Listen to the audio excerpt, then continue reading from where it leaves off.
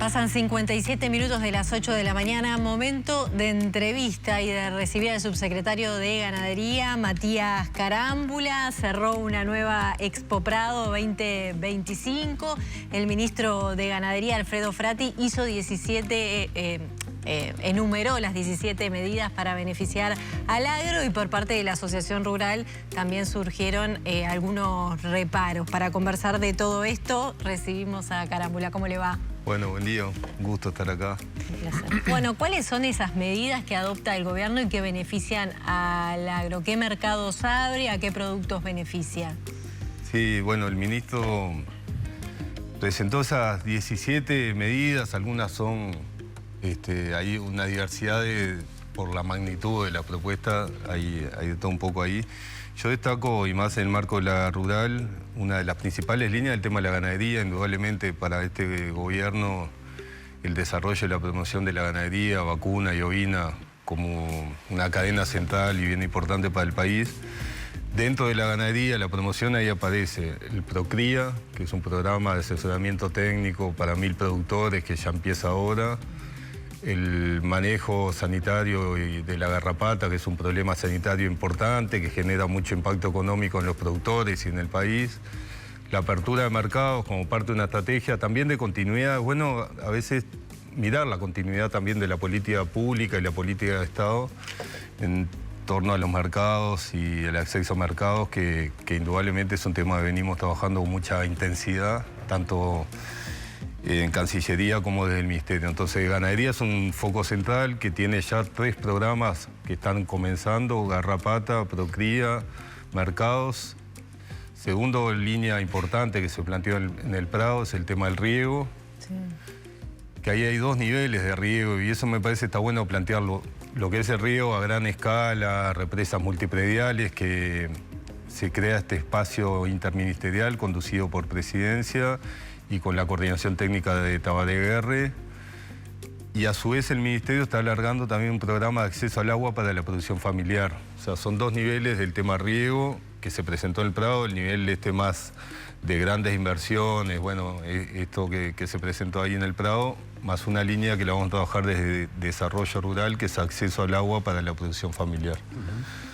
Después, indudablemente, hay una serie de planteos, algunos que bien importante, también el tema de que los productores que aportan IMEVA puedan ingresar a alguno de los sistemas de beneficios para la inversión por el sistema COMAP. Es darle a los productores, la mayoría de tipo familiar, que tributan ese tributo, que puedan, a través del IMEVA, ingresar a una serie de beneficios fiscales para la inversión. Entonces, creo que fue una... Después, bueno, tenemos un programa grande que no se habló tanto en el Prado, pero que sí es importante para nosotros, que es el tema de las políticas diferenciadas en la producción familiar. Ahí vamos a impulsar el Plan Nacional de la Agricultura Familiar con una serie de proyectos y programas focalizados en la producción familiar del Uruguay. El tema de la pesca. Aspiramos este año a iniciar la elaboración de un Plan Nacional de Desarrollo de la Pesca, que el último fue en el 74, o sea, 50 años después entendemos que la pesca, y bueno, hemos visto todos los conflictos en torno a la pesca, es un conflicto bastante estructural de un momento o un formato de la pesca que entendemos que hay que reformarlo, repensarlo con todos los actores, empresarios, trabajadores. ¿Cómo va a intervenir ahí en ese sentido el Ministerio de Ganadería? Bueno, justamente empezamos ahora, ahí en conjunto con la FAO, el ICA, nos van a apoyar en iniciar un proceso con todos los actores y terminar con ese objetivo, un Plan Nacional de Desarrollo de la Pesca con una mirada a 20 años. Y que ahí estén todos los intereses arriba de la mesa, pero implica desde, bueno, plantear nuevas relaciones y formas laborales, inversión en infraestructura. Los barcos hay que cambiarlo, hay que modernizarlo, como también atraer inversión, incluso extranjera, al sector de la pesca. O sea, es una serie de medidas también de promoción de la inversión en la pesca. O sea, es una reforma grande, ¿no? En el sentido que lo planteaban los empresarios. Los empresarios hablan de esto de refundación de la pesca. Sí. Y capaz que en el concepto podemos estar todos de acuerdo. En el concepto es luego de, no sé, 30, 40 años, la pesca tiene una crisis estructural de funcionamiento, de necesidad. Es también cultural, creo. Es necesario un cambio no solo de inversión, de flota, de tecnología, de ciencia, un montón de cosas de meterle, creo que también es un cambio cultural, incluso un cambio de actores. Hay que pensar también, y ese es un desafío para el Ministerio, están los ejes programáticos, un Plan Nacional de Desarrollo de la Pesca que permite un horizonte de 5 años nosotros, pero sobre todo ¿Pero una es mira más realizable larga. con ese nivel de conflictividad entre el sindicato y los empresarios? Le aspiramos que sí. ¿Cómo? Porque fue un conflicto que tuvo mucho tiempo y no había quien Sí, mucho pudiera tiempo mediar. ahora, pero en realidad es un conflicto que todavía tiene mucho más tiempo. Sí, sí, sí. El año pasado hubo 8 meses de conflicto. La etapa inicial fue un paro de empresarios, un lockout patronal, sobre todo reivindicando algunos temas hacia el Estado, y después siguió con un conflicto sindical. Y vamos al año anterior también, y así es como reiterado el conflicto en torno a la pesca. Nosotros ahí creemos que, y también es parte de lo que, como las ganas que tenemos del Estado y la convicción de que es posible juntar en una mesa la diversidad de actores. A veces capaz que es necesario que aparezcan otros actores que no están en juego hoy, como puede ser inversiones extrasectoriales o incluso extranjeras en el sector de la pesca. Es un sector muy chico también. ¿Van a ir a buscar esas inversiones Y claro, hay que extranjeras? promoverlo, porque es un sector que para nosotros tiene un potencial de desarrollo bien importante en términos de empleo, de riqueza, crecimiento, trabajo, industria. Y bueno, sí, vamos a salir. Viceministro, yo miraba el discurso de Ferber, el presidente de la ARU, duró más o menos unos 35 minutos en el cierre de la Expo. Sí. De esos 35 minutos, unos 20 fueron palos viandazos al gobierno, más o menos. 15, 20 minutos. Entre los cuestionamientos está lo del campo natural y la regulación que se establece en el presupuesto nacional. Lo que se señala por parte de los productores es que esto va a afectar, por ejemplo, la forestación, que eventualmente también puede afectar a la lechería, a los emprendimientos de los productores. Dicen, nosotros más que nadie cuidamos el campo natural. Entonces, ¿por qué la necesidad de establecer esto en el presupuesto? Bueno, ahí en realidad es como muchos preconceptos por las dudas, ¿no? Porque en realidad lo que está en el presupuesto es un artículo que dice algo así: declara ese interés nacional la promoción sostenible del uso del campo natural. Es así lo que está en la redacción. La ARU tiene una perspectiva que es histórica, no es reciente, sino es parte de su perspectiva también ideológica. Es el tema de la propiedad privada, en este caso del dueño de la tierra, que sobre esa tierra el Estado intervenga lo menos posible. Y la duda que tiene la ARU es esa: bueno, esta medida, promoción del campo natural, ¿cómo afecta las decisiones que yo tomo en mi bien inmueble en torno a lo que se entiende como parte de un patrimonio productivo, biológico, identitario del Uruguay, que es el campo natural? El tema es que no está en la redacción, ahí lo que hay es eso, y en realidad, conceptualmente, lo que va a trabajar el Ministerio es más una política de estímulo y promoción al uso sostenible del campo natural que una mirada de restricción del uso. Eso no está en el presupuesto. Lo que está es el título: declara ese interés, promocionar el uso sostenible del campo natural.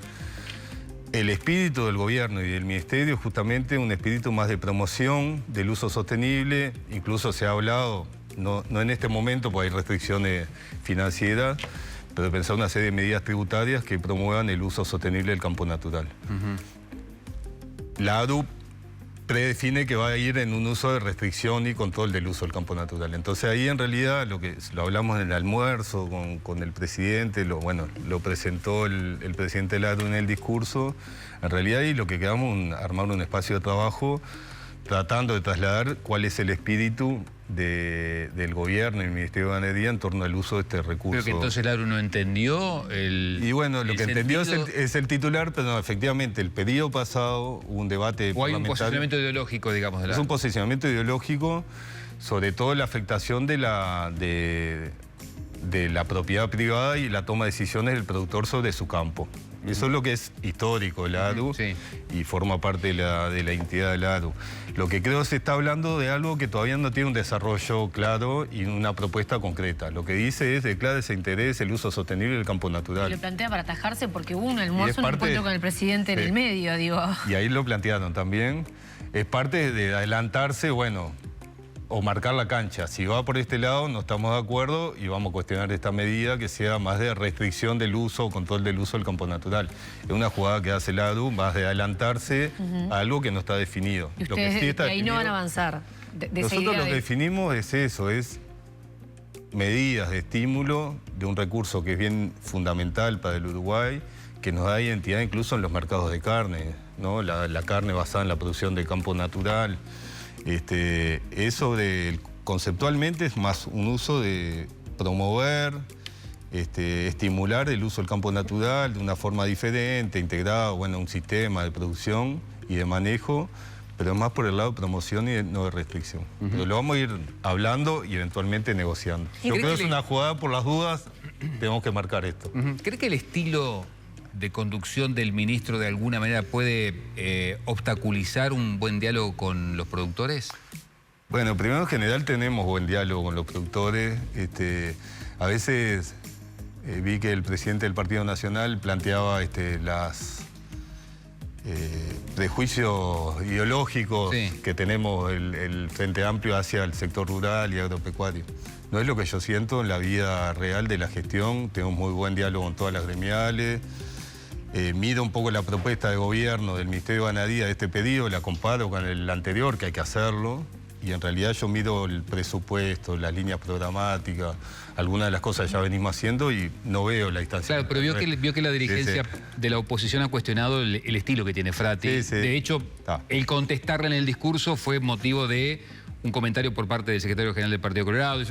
Miren que en Mujica hay uno solo, esto de contestar un discurso. Primero es eso, yo creo que está bueno y marcar eso. Es un ministerio que creo que armamos un programa, un presupuesto que responde a muchos de los problemas, interesa el sector agropecuario, acordando todo, que hay consenso, todo el sistema político, la importancia del sector agropecuario para el país.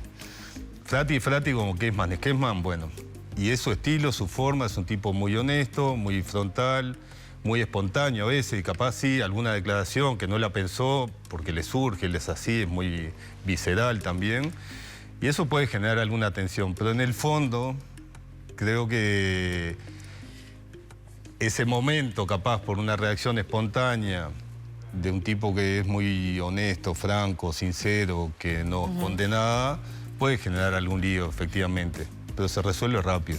Uno puede tener sus características personales, otra cosa es tener un lugar de gestión, ¿no? Me parece que ahí es bien distinto. Más allá de la impronta, más allá de estos intercambios que ha tenido con Sebastián da Silva, con el propio Pedro Bordaberry también, hubo dos temas que fueron importantes en estos meses de gestión. Uno, María Dolores, y otro el tema de la exportación del ganado en pie, que generaron crispación no solamente en la oposición, que es natural que eso suceda, sino también con las gremiales. Sí, a veces la forma de eso... es cierto a veces, y también hay procesos, creo que también hay aprendizajes en esto, por más que Frati es una persona que tiene una trayectoria política muy larga en el mundo gremial y político, capaz que a veces también, en base a alguna situación de esta, lo de la exportación de ganado en pie, también se aprende. Y se aprende a veces que, bueno, es la responsabilidad de un ministro de Estado que a veces uno pierde sus libertades, sus formas. Indudablemente, yo también lo voy aprendiendo. El asumir una responsabilidad de ministro de Estado, perdés un montón de libertades hasta en las formas de plantear un tema, decir un tema. Y yo creo también... ¿Estuvo mal comunicado ese tema? Y creo que sí. ¿Hubo ruidos? Sí, creo que sí. El tema de la comunicación, indudablemente, hay que aprender mucho y mejorar mucho. Pero también es ese salto a veces de un legislador, que Frati esencialmente también, además, bueno, de sus experiencias de gestión en INAC, viene de ser un legislador del interior. Y a veces también esas formas después no tienen el traslado a un ministro de Estado, son distintos. Viceministro, yo les quiero preguntar por otro de los cuestionamientos o otro de los planteos que se hizo en el discurso, que es el tema de los combustibles. La ARU pretende, o los productores pretenden, que se vuelva a la fijación mensual y teniendo en cuenta el famoso PPI. Desde la cartera de ganadería, bueno, ya hay respuestas desde industria, ¿no? Pero desde ganadería, ¿tienen previsto hacer un planteo en este sentido, recoger el guante de los productores y llevárselo a Odoni y tratar de volver a lo que es originalmente, o por lo menos lo que hacía la administración anterior, que era fijar en forma mensual el precio de los combustibles? Ahí lo está trabajando el Ministerio de Economía, el Ministerio de Industria, con mucha claridad y transparencia, como lo dijo la ministra de Industria, creo en el discurso de la ADU, ahí dejaron en duda algo de la transparencia del sistema. Fue muy clara la respuesta de la ministra, que además había estado en la ADU, y lo mismo el ministro de Economía. Nosotros en realidad entendemos lo que es el costo de la energía para la producción y en ese sentido vamos a promover no solo el tema gasoil, también en UTE, las tarifas diferenciadas según el rubro, según los momentos del año, según si son zafras, ¿no?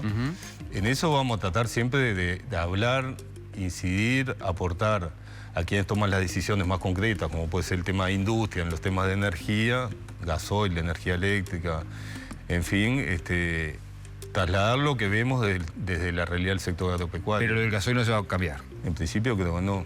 Eso es una política también de Estado que trasciende al Ministerio. Nosotros podemos plantear el tema de los costos, sí, ¿no? Pero en realidad es una política de Estado y de gobierno. Y con respecto a las tarifas de UTE, usted decía, en Zafra, ¿tienen pensado algo para llevar a eso lo estamos hablando, sí. De hecho ya hay mucha experiencia en ese sentido. El tema de riego, por ejemplo, todo el tema energía eléctrica, Plan Nacional de Riego, política de Estado en torno al riego, ahí hay toda una repensar, invertir y pensar el lugar de la energía y particularmente de UTE. Es un socio que integra este espacio interministerial del tema del riego. La energía pasa a ser un tema central y ahí indudablemente tiene que haber alguna política, planteo diferenciado de UTE y la energía en ese sentido. En los sectores frutícolas y hortícolas, que también tienen el tema riego, es muy importante, también hay antecedentes, también hay que seguir trabajando en políticas diferenciadas. ¿Y cuándo se podría consagrar una tarifa diferenciada para estos sectores? No es una sola. Lo que sí estamos hablando con el Ministerio de Industria es justamente armar ese mapa según las características de cada rubro de cómo podríamos ir incidiendo en generar esas políticas diferenciadas en términos energéticos hacia cada sector de la Pero producción. que a partir del año que viene, por ejemplo... Bueno, hay que ver si estamos en espacios de trabajo. Carámbula, ¿qué puertas puede abrir el acuerdo que se firma hoy entre el Mercosur y el EFTA? Bueno, ahí... lo está trabajando, en ese caso concreto, lo está trabajando Cancillería. Personalmente yo ahora he estado más metido en Mercosur y Unión Europea, acuerdos sudeste asiático, Vietnam, Indonesia, India. Yo estoy trabajando más ese tema. En este tema puntual todavía no lo tomé. Creo que y hay una política muy clara, me parece, a nivel de mercados, de Cancillería, del gobierno, y el Ministerio está acompañando ese proceso. Esa mirada muy pragmática del acceso a mercados. En este caso en concreto, ¿qué tiene adentro el acuerdo No lo conozco todavía, no lo estudié, pero me parece que forma parte de esa estrategia muy pragmática, abierta y amplia de la centralidad que tiene para nosotros el acceso a mercados. ¿Y en estos últimos meses qué mercados se han abierto? Bueno, en concreto hay algunos chicos, bueno, Ucrania, la carne, hubo varios acuerdos, Sofrati los planteó algunos de ellos en el Prado. De las cosas que yo voy aprendiendo en ese tema, que no era mi área, el comercio exterior, son la cuestión de los tiempos. Y no se abre un mercado en 2 meses o 3 meses. En realidad son procesos que justamente ahí hay que destacar o rescatar la política de Estado. Cuando el tema comercial es política de Estado, nosotros estamos abriendo mercados y varios que se abrieron, no sé, mondongo a China. O como dicen en China, estómago bovino. Eso no se abrió ahora. Y ya hay, no sé si son 9 frigoríficos habilitados para eso, que es un subproducto que para nosotros tiene muy poco valor, capaz, y para los frigoríficos, la exportación china es muy buena. Eso no lo abrimos nosotros, pero en realidad es un proceso, una política de Estado que está haciendo el gobierno. Y así son varios los mercados. Línea interesante, no sé, India. El proceso que se inició en los BRICS, en una reunión bilateral del gobierno uruguayo, el presidente con el primer ministro de India. Bueno, la posibilidad que India instale una embajada en Uruguay y la posibilidad que va a ser la primera vez que un presidente uruguayo vaya a India. Y eso no lo vamos a arreglar capaz en 6 meses, pero lograr acceder a los mercados, el intercambio comercial, tecnológico, político con India. Y bueno, eso es uno de los avances que va a ser realmente muy importante. Carámbula, la denuncia que la oposición decidió presentar, denuncia penal que decidió presentar en torno a María Dolores, ¿puede tener algún efecto en el programa de compras de tierras que tiene previsto el gobierno a través de colonización? ¿Se va a esperar a que se dilucide esto a nivel judicial para seguir adelante con más compras? Yo creo que no. Eso, bueno, lo va a definir sobre todo colonización como ente autónomo que es. Bueno, pero seguramente con una conversación con ustedes, ¿no? Sí, sí, ahí indudablemente hay mucho diálogo, pero no cambia el compromiso de la política de tierras que tiene este gobierno. Y tampoco la parte legal, esa sí la consulté específicamente, si esta denuncia penal podía afectar la instalación o el desarrollo del proyecto María Dolores. Ahí por temas jurídicos yo no conocía, intenté preguntar a ver si había este recurso, si podía, no sé, congelar la jurídica de colonización me despejó que se puede seguir con el proyecto, porque eso sí me ¿Qué se está haciendo hoy con el proyecto María Dolores? Y mira, ahora están en acuerdo en todas las gremiales, son como 5 gremiales lecheras, empieza un proceso ahora de cultivos de verano para grano, o sea, empieza a funcionar en acuerdo en las gremiales lo que es el banco forrajero y el banco de grano, que va a ser un servicio a más o menos 200 productores de toda la zona. O sea que independientemente de la denuncia se echó a andar el proyecto. Sí, yo eso quise tener tranquilidad jurídica, no había impedimento seguir con el proyecto mientras había un proceso judicial en curso. ¿Y cómo les cayó políticamente esta decisión de hacer una denuncia penal? Es rara porque además, yo no sé ahí en los términos, la interpelación fue en el Senado. No hay ningún senador que presenta, es raro eso, ¿no? Bueno, se intentó una preinvestigadora, ¿no? No se aprobó, bueno, pero ¿por qué el tema penal no va si se queda en las fuentes que fueron los senadores que impulsaron la interpelación? ¿Qué cambia? Y cambia bastante porque me parece que yo creo que no hay un consenso, no hubo un acuerdo en torno a este inicio de un proceso penal. ¿Y esto qué fue entonces? En el Senado o en la oposición. Yo lo hago más amplio. O sea, usted dice que los senadores no estaban todos de acuerdo y lo derivaron a diputados. Yo no sé, ahí, digo, indudablemente no conozco las internas de la oposición en este caso. Me da la impresión que no estaban todos de acuerdo después de lo que fue la interpelación, que se hizo visible las diferencias, las críticas jurídicas, las críticas al proyecto, si era necesario o no, o había condiciones o no, de iniciar un proceso penal.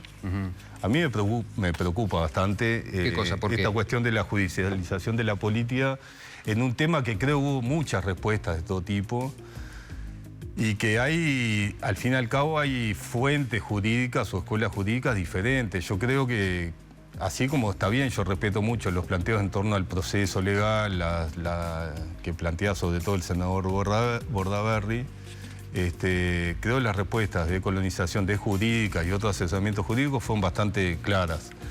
Entonces, a mí, cuando hay tanto entrevero jurídico, que no hay una respuesta clara, contundente, de que hay un proceso de ilegalidad o penal, me da la impresión que se genera un antecedente en este proceso penal que no sé si le hace bien a la política. Bueno, pero si hay conductas con apariencia delictiva, los legisladores como funcionarios públicos que son tienen la obligación de denunciarlo. Sí, no estaban tan claros, o sea, de la interpelación, porque hay escuelas diferentes ahí, y hubo perspectivas diferentes del área jurídica, que no es la mía, ¿no? Entonces, yo no sé si era tan claro, que la línea de la oposición terminaba en este proceso. Y como no era penal. claro, no daba garantías que esto va a No sé si era tan claro el consenso o el acuerdo, en este caso, de la oposición, de que había efectivamente hechos que podían generar un proceso penal.